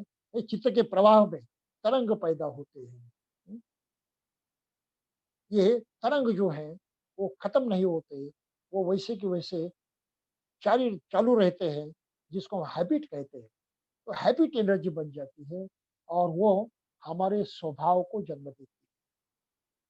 तो हर आदमी का स्वभाव अलग होता है। ये क्यों अलग होता है? एक ही माँ बाप के अगर दो बच्चे होते हैं तो क्या दोनों का स्वभाव एक जैसे होता है? अगर जुड़े भी हो, ट्विन बेबी भी हो, दिखने में कुछ एक सरखा उनमें दिखाई देगा, लेकिन स्वभाव उनके बिल्कुल अलग है। क्यों? आखिर ये क्यों होता है? जैसे माँ बाप है, उनके बच्चे उनके जैसे बिल्कुल होते ही नहीं। ना तो बुद्धि की तरफ से होते हैं, ना तो गुणों की दृष्टि से होते हैं। उनमें बिल्कुल फर्क आता ही है, बहुत भारी फर्क आता है। तो ये फर्क आखिर क्यों होता है? इसका जो कारण बुद्ध ने वैज्ञानिक ढंग से सामने रखा है वो ये है, ये चित्त संतति, ये यूनिवर्सल एनर्जी ऑफ कॉन्शियसनेस, उसमें जो तरंगे पैदा हुई, वो तरंगे नष्ट नहीं होती, वो वैसे आगे बढ़ती रहती है, एक जन्म से दूसरे जन्म में, दूसरे जन्म से। तो कर्म ये बहुत मायने रखता है। कर्म के माध्यम से बुद्ध ने कहा कि आप पूरी तरह से इन तरंगों को भी नष्ट कर सकते हो। अगर सभी प्रकार के तरंग आपने नष्ट किए, तो नए जन्मों के पाने की जो वहाँ क्वालिटीज होती हैं वो नष्ट हो जाती है, और आपका नया जन्म नहीं होता। तो जन्म जन्मांतर के इस हम्म, चक्र से भी आप छुटकारा पा सकते हैं। ये बहुत ही गहरी बात है, और एकाएक से समझ में नहीं आती। वो बैठकर सोच विचार कर समझते हुए अपने अ, आकलन क्षमता के माध्यम को जांचते हुए आगे बढ़ने पड़ता है। ये प्रवचन की बात नहीं होती। फिर भी प्रवचन देने के लिए कहा सोमकौर जी ने, तो मैंने सोचा ठीक है, कम से कम इतना तो बता दो, और इतना समझ में आएगा ऐसा तो नहीं लगता। लेकिन कुछ भी हो, दो बातें तो समझ में आ सकती हैं कि भाई हमारे मन के माध्यम से हम कर्म करते हैं, ये कर्म में गलत परिणाम कैसे होता है, सही परिणाम कैसा होता है, ये तो आप समझ सकते हैं। और ये समझने के बाद हम सही परिणाम को पाने के लिए सही बर्ताव करें, कर्म करें, तो हमारा भला होगा। ये तीन बातें समझने में कोई दिक्कत है ही नहीं, हर आदमी के काम आने वाली है। और बगैर इसके हमारे जीवन में परिवर्तन लाने की कोई दूसरी एजेंसी नहीं है, शक्ति नहीं है। हमारा जीवन चलाने वाली इसके बगैर और कोई एजेंसी नहीं, कोई शक्ति नहीं। हमारा जीवन हमें ही जीना पड़ता है, हमें ही चलाना पड़ता है। उसमें जो परिवर्तन लाना है वो ताकत हमारे मन में है, ये मनुष्य बनने की सबसे बड़ी उपलब्धि है। मनुष्य जीवन दुर्लभ माना है, बेहतरीन माना है, एकाएक से मिलता नहीं ऐसा माना है। क्यों? तो केवल मनुष्य में मन के माध्यम से ये कुछ समझने की और उसमें बदलाव लाने की ताकत छिपी हुई है। ये ह्यूमन पोटेंशियल है, उसकी क्षमता है, मन की क्षमता है। अगर इस क्षमता को हमने सही ढंग से जारी किया तो हम सभी प्रकार के दुखों से मुक्त हो जाते हैं। और बुद्ध धर्म का इतिहास है, करोड़ों लोग अरहत बने, दुख मुक्ति को पाए। आज भी अगर बौद्ध राष्ट्र में हम जाते हैं तो लोग हमें हंसमुख दिखाई देते हैं, खुश दिखाई देते हैं, हंसते दिखाई देते हैं। ये बिना कारण नहीं है। क्यों वो हंसमुख है? क्यों वो प्रसन्न चित्त है? क्यों वो खुश हैं? अरे उनमें भी गरीब हैं, उनमें भी बीमार हैं, सब कुछ दुख जो है दुनियादारी में वो उनके भी समाज में दिखाई देता है। फिर भी उनका बर्ताव अलग होता है, उनका व्यवहार अलग होता है। वो प्रसन्नता जो है वो छिपाते नहीं, वो आपका स्वागत प्रसन्नता से ही करेंगे, प्रसन्नता से आपके साथ व्यवहार करेंगे। क्यों करेंगे? क्योंकि कुशल क्या है उस बात को उन्होंने समझा है, माना है और उस पर अमल करने की वो कोशिश करते रहते हैं। क्या हमें कुशल कर्म ही करना है, अकुशल नहीं? हमें किसको लूटना नहीं है, हमें उसकी सहायता करनी, उसको दान देना है। हमें उसको पीटना नहीं है, हमें उसका स्वागत करना है, उसकी सहायता करनी है। तो ये मानसिक परिवर्तन जैसे आ जाता है, हमारा पूरा जीवन बदल जाता है। और अभी जीते जी हम सुखपूर्वक जी सकते हैं। हमारे परिवार में दुख पैदा नहीं होगा अगर इस तरह से हमने व्यवहार किया तो। अगर परिणाम में हम एक दूसरे को गाली गलौज किया तो दुख पैदा होगा। एक दूसरे का अपमान किया तो दुख पैदा होगा। एक दूसरे के विश्वास के हम काबिल नहीं रहे तो दुख पैदा होगा, बहुत भारी हानि होगी। सीधी सी बात है। हमारे परिवार को अगर सुखी रखना है, सुखपूर्वक हमारा पारिवारिक जीवन हमें चलाना है, तो हमें कुशल बर्ताव करने की जिम्मेदारी उठानी चाहिए। बुद्ध का ये तत्व जो है, ये तत्व हमको अपनाना चाहिए और उसके तहत करके देखना चाहिए। पहले करके देखो, अगर हमने किया और अनुभव सही निकला तो हमें बुद्ध की उस शिक्षा को अपनाना चाहिए पूरी पूरी, क्योंकि हमारे काम की। अगर हमने करके देखा और सही नहीं निकला तो छोड़ दो। ये चैलेंज स्वयं बुद्ध ने दिया है कि मेरी शिक्षा ऐसे कसौटी पर लगाओ, करके देखो। अगर मैंने जो नतीजा कहा है उसका होगा, ऐसा नहीं हुआ, आपको सुख की उपलब्धि नहीं हुई, तो मेरे विचार को त्याग को, मेरी तरफ पीठ फेर दो। दुनिया में केवल एकमात्र ये महापुरुष हैं, बुद्ध हैं, जिसने अब धम्म के बारे में इतना बड़ा चैलेंज पूरी मानव जाति को दिया है, और किसी ने नहीं दिया। तो ये बुद्ध की जो खासियत है इस कारण है कि उन्होंने वास्तविक मनुष्य होने के नाते सभी सुखों को पाया था, उस विद्या को अनुभव किया था, और जो उन्होंने अनुभव किया, जिस तरह से करके देखा, वही उन्होंने मनुष्य जाति को सिखाया है, वही उनका धम्म है। और वो भी उन्होंने बिना कुछ मांगे, बिना कुछ चाहे, बिना कुछ अपेक्षा किए सभी लोगों को दे दिया, बिल्कुल मुफ्त में। लेकिन लेने की तो नियत हमारे पास होनी चाहिए, समझने के लिए हम तो तैयार होने चाहिए। और अपने फायदे की बात है, हम नहीं समझे तो कौन समझेगा? इतना तो विचार हमको करना ही चाहिए। और इस नजर से हम अगर देखते हैं और बुद्ध की इस शिक्षा को कि कुशल को अपनाओ, अकुशल को छोड़ दो। आप काया से कर्म करते हैं दुष्कर्म, कौन सा दुष्कर्म है? आप हिंसा करते हैं, मारपीट करते हैं, शरीर से दुर्व्यवहार करते हैं, चोरी करते हैं, ये छोड़ दो। इससे मुक्त रहने से आपका जीवन सुखी रहेगा। फिर वाचा को समझो, हम झूठ बोलते हैं, दुःख पैदा करते हैं, गाली देते हैं, दुःख पैदा करते हैं। किसी को हुँ, हम कहते हैं कि थोड़ा-सा झगड़ा लगाते हैं आपस में, लोगों के आपस में झगड़ा लगाते हैं, तो ये भी गलत है, इससे बचो। ये करने से दुःख पैदा नहीं होगा। और हम क्रोध करते हैं, औरों को नीचा दिखाते हैं, किसको बड़ा कहते हैं, किसको नीचा कहते हैं, किसके उपहास करते हैं।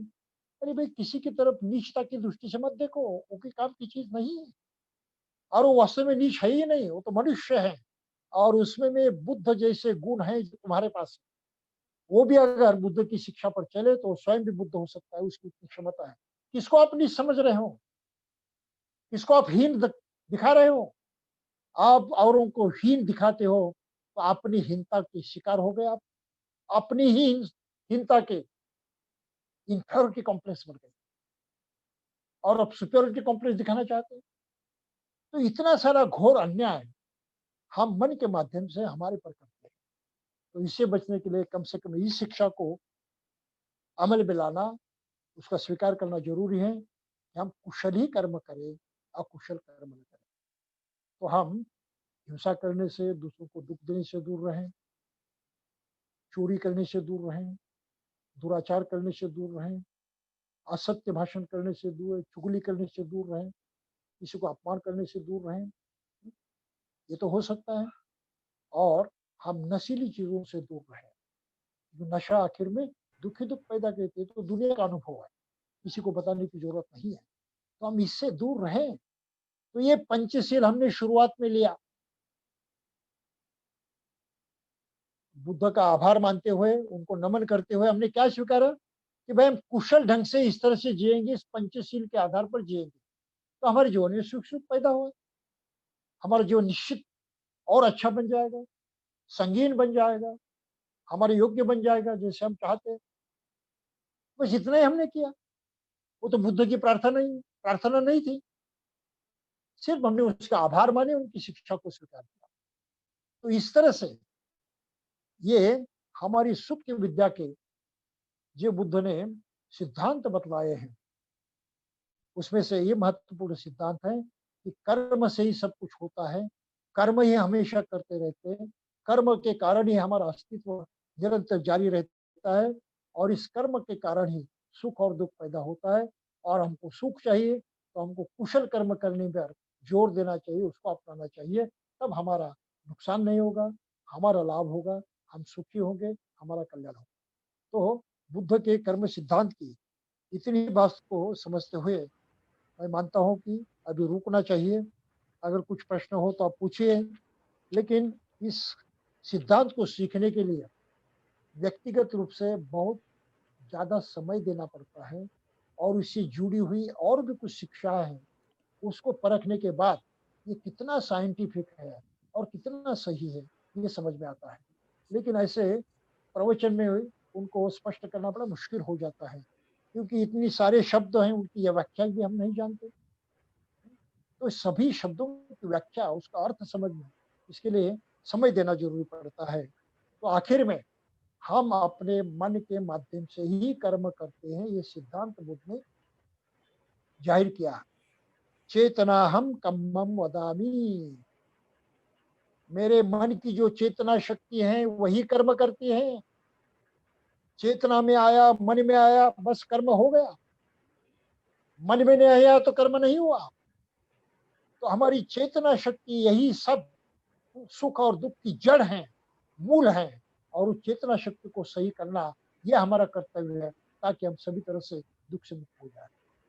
तो भाइयों और बहनों, इतना कहते हुए और आपको दोबारा बहुत सारी शुभकामनाएँ देते हुए, आपका मंगल चिंतन करते हुए, मैं अपने इस प्रवचन को यहीं पर विराम देना चाहता हूँ।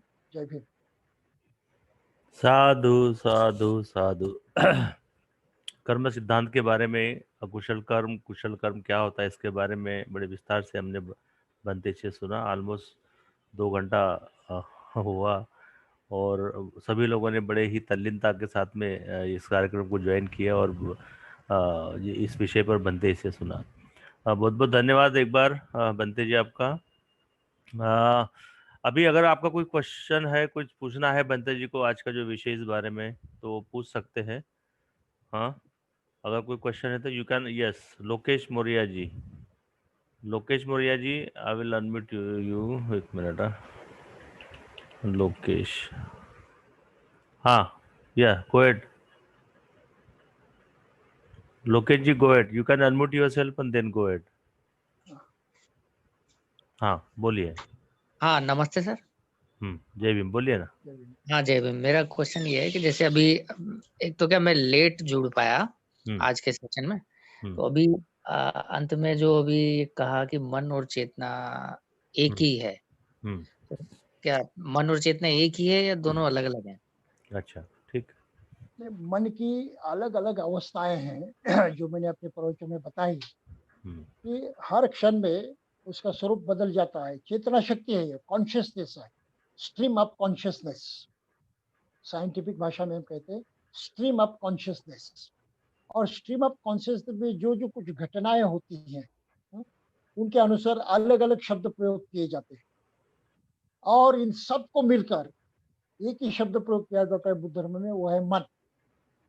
मन के अंदर चेतना शक्ति आई, कॉन्शियसनेस आया, उनकी सब हरकतें आए, उसके सब वर्णन आए, ढेर सारे वर्णन उसके अंदर हैं। ये सब उसके अंदर आ जाते हैं। तो इनको सब कलेक्टिव नेम जो है उसको मन कहा जाता है। कॉन्शियसनेस वही है। ठीक है।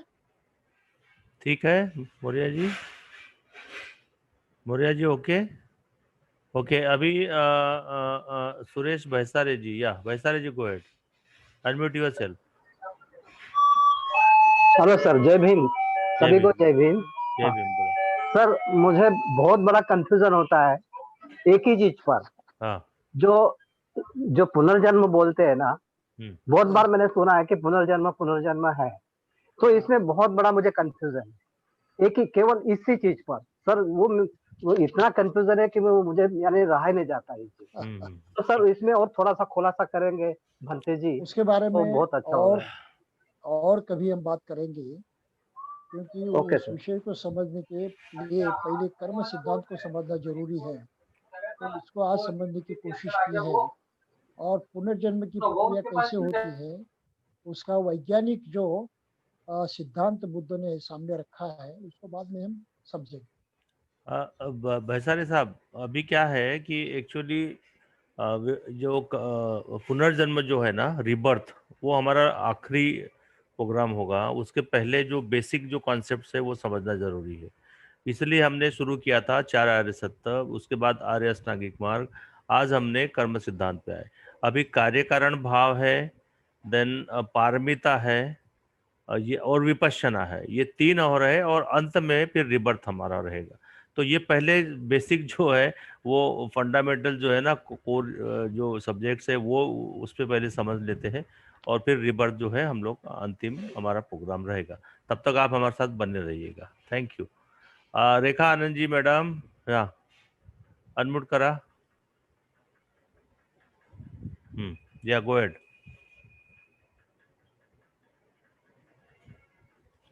या बोला। वंदा मी बनते हैं। बोला। हाँ जरूर बोला। हाँ बनते, मुझे एक सवाल था। जैसे कर्म सिद्धांत में कर्म स्थान की क्या भूमिका है, और सामान्य व्यक्ति और बनते इसको कैसे निभाते हैं? कर्म स्थान जो है ये मेडिटेशन से संबंधित है, ध्यान साधना से संबंधित है और उसमें बहुत सारे विषय हैं, आलम्बन है। तो उनके माध्यम से अपनी चित्त शक्ति जो है, कॉन्शियसनेस जो है, इसमें आवश्यक परिवर्तन आ जाते हैं और उसकी परिशुद्धि हो जाती है। तो जितनी मात्रा में परिशुद्धि होती है उस हद तक उस आदमी का जीवन सुखमय तो होता ही है, लेकिन चित्त शुद्ध होने से आगे जाकर पुनर्जन्म की प्रक्रिया से वो मुक्त हो जाता है। तो ये दो अलग अलग सब्जेक्ट है और उपासक के लिए और सभी के लिए ये सब करना संभव है, लेकिन करने के लिए जो वातावरण होता है वो शायद गृहस्थ जीवन में उतना नहीं मिलता जितना कि भिक्षु बनने के बाद मिलता है। और इसलिए भिक्षुओं को इन सभी आचरण पर विशेष जोर देकर करने की एक सुविधा पैदा होती है। ठीक है मैडम। या अच्छा, रोहित, या गो ahead Rohit. Rohit Singh from Pune. Unmute yourself, then ask question. Rohit, unmute करिए।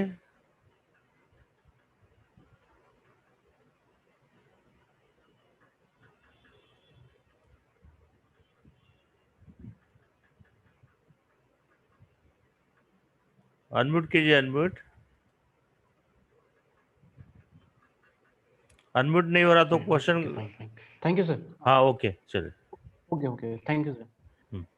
पूछिए। सर, सबको जय भीम, नमो बुद्धाय। जय सर, भीम। मेरा भंती जी से सर एक क्वेश्चन ये है कि ये जो हम कॉन्शियसनेस और अनकॉन्शियसनेस की जो बात करते हैं, जो ये हमारे जो थॉट्स जो बनते हैं,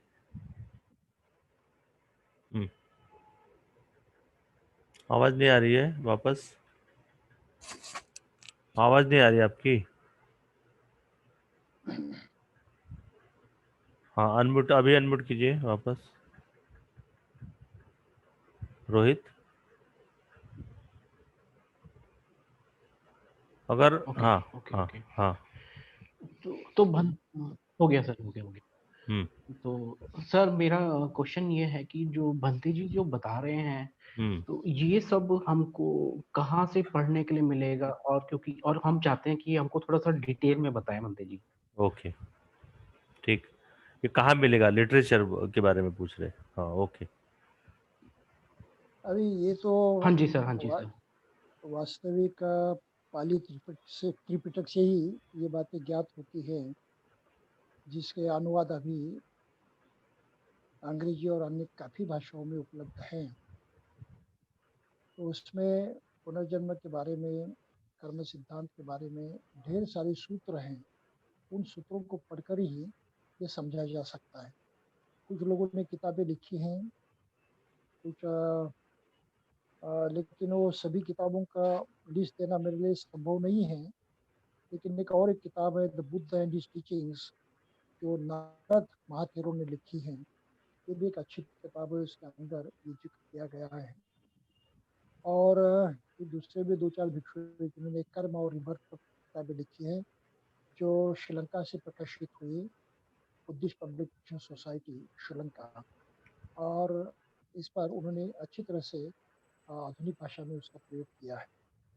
बुद्ध धर्म में कॉन्शियस और अनकॉन्शियस ऐसा चित्त नहीं होता, चित्त एक ही है। चित्त एक ही है। ये पाश्चात्य साइकोलॉजी की भाषा है। इट, कॉन्शियस, सब कॉन्शियस और अनकॉन्शियस, जो फ्रॉइड ने बताई है। लेकिन चित्त की अवस्था ऐसे नहीं होती। चित्त एक जैसे होता है। सिर्फ चित्त की गहराई तक जाने के लिए हमें कुछ प्रयास करने पड़ते हैं। उसकी चर्चा बौद्ध साधना विधि में आती है, मेडिटेशन में आती है, और खासकर विपस्सना इसके काम आती है, जिसके माध्यम से हम चित्त की गहराई में जाते हैं और चित्त की असलियत को समझते हैं। और ये असलियत समझ में आई तो फिर आगे का जो आचरण का भाव हिस्सा है बड़ा आसान हो जाता है। ठीक है, ठीक है रोहित, ओके। मिलिंद भाई है अहमदाबाद से। हाँ, मिलिंद भाई अनम्यूट कीजिए। आयुष्मान मिलिंद भाई प्रियदर्शी। हेलो। हाँ, बोलिए बोलिए। हेलो, जय भीम और बनते वंदा भी बनते। जय भीम, जय भीम। बनते हम मिल चुके, बहुत साल हो गए। हाँ, अहमदाबाद से बोल रहा हूँ। वेरी बहुत गुड। बहुत बहुत बहुत आपको प्रणाम। बनते, एक सवाल ये है, बहुत सालों से हम सब कुछ सुनते हैं, मनन करते हैं। तो भगवान बुद्ध ने ये भी कहा कि जो पत्थर की लकीर वाला जो कर्म है, उनका विपाक हमेशा आता है। एक बात ये है। दूसरी बात, विपश्यना में गुरुजी ने ये भी बताया और शायद दूसरी जगह भी पढ़ने में आता है कि मनुष्य के अंतिम क्षण यानी कि मृत्यु के समय अगर वो शुभ या तो अच्छे विचार करते हैं, निर्मल सोच रखते हैं, तो उनको सद्गति मिलती है। तो इसमें दोनों में दुविधा ये होती है कि पूरी साल तक जो अकुशल कर्म किए हैं वो उनका विपाक आएगा या तो अंतिम क्षण वाला शुभ कर्म का विपाक आएगा। तो ये दोनों विरोधाभास लगता है। वो जो पुनर्जन्म की जो व्याख्या है, इसमें चित्त का जो प्रवास होता है, यात्रा होती है, प्रवाह जारी रहता है, उसमें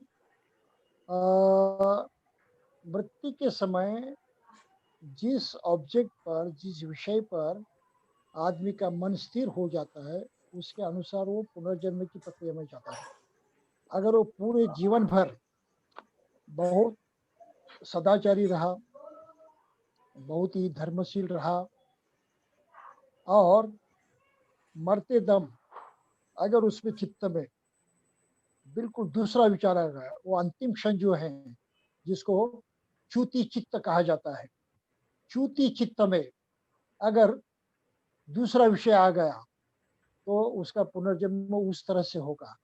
अगर जीवन भर उसने जो धर्म का पालन किया है वही बात उसके चित्त में अंतिम क्षण रही तो उसका जीवन उसी तरह से पुनर्जन्म जो है उसको मिलेगा, उस अवस्था को प्राप्त होगा। लेकिन जो कुछ उसने किया है वो अगले जन्म में नष्ट नहीं होता, उसके भी फल उचित समय, उचित व्यवस्था और उचित वातावरण निर्माण होने से दोबारा उभर आता है। तो ये कुछ जटिल बातें हैं कर्म सिद्धांत की, जिसकी चर्चा यहाँ पर करना तो मुझे मुश्किल लगता है। लेकिन एक बात सत्य है कि जन्म के च्युति चित्त के समय जो मानसिकता होती है उसके अनुसार पुनर्जन्म प्राप्त होता है। ठीक है मिलिंद भाई, ओके, ठीक है ना मिलिंद भाई? हाँ, वो तो जागे से तो थोड़ा बहुत गहन सब्जेक्ट है, बनते से कभी और समय नहीं लेके। नहीं, अभी क्या है पुनर्जन्म के बारे में जो है ना हम लोग हाँ और एक सेशन पूरा सिर्फ पुनर्जन्म के ऊपर ही होगा, तब उसमें ये उससे पहले 2-3 जो कोर इश्यूज है उसको टॉपिक है उसको हम पहले समझ लेते हैं, है ना। कार्य कारण भाव है, दूसरा विपश्यना है, तीसरा पारमिता है, और उसके बाद में फिर पुनर्जन्म हम लोग लेने वाले हैं। ठीक है ठीक है ठीक है ना। तो step by step will go step by step. नहीं, ये तो जो कम्म की बात थी ना जागे, हाँ हाँ हाँ हाँ इसलिए सवाल हाँ, पूछा नहीं वो क्योंकि आएगा, ये आपका क्वेश्चन रिजर्व रखिए, उस समय भी आप your your okay your okay question is very interesting question. या ओके ओके ओके, या ओके, और किसी को कोई सवाल पूछना है? Last question, anybody? झालं, ओके, चलिए अगर कोई क्वेश्चन नहीं है तो कार्यक्रम हम समाप्त करते हैं, और कार्यक्रम समाप्ति पे हम लोग धम्मपालन गाथा का पाठ करेंगे सामूहिक रूप से, करेक्ट नो? ओके, और अभी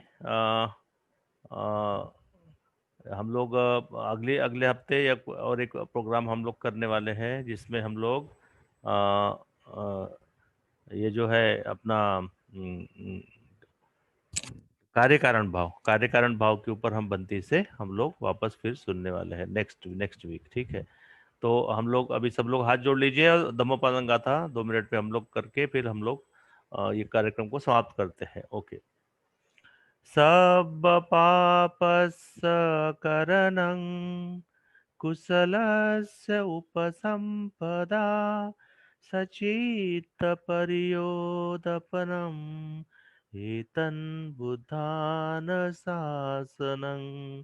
धम्मं चरे सुचरितं नतं दुचरितं चरे धम्मचारी सुखं सेति अस्मि लोके परं च न तावता धम्मधरो यावता बहुभासति यो च पंपि सुत्वान् धम्मं कायेन पश्यति सवेदमदरो होति यो धम्मं न पमज्जति नत्थि मे शरणं अय्यं बुद्धो मे शरणं वरं एतेन सच्चवचेन होतु मे जयमङ्गलम् नत्थि मे शरणं अय्यं धम्मो मे शरणं वरं एतेन सच्चवचेन होतु मे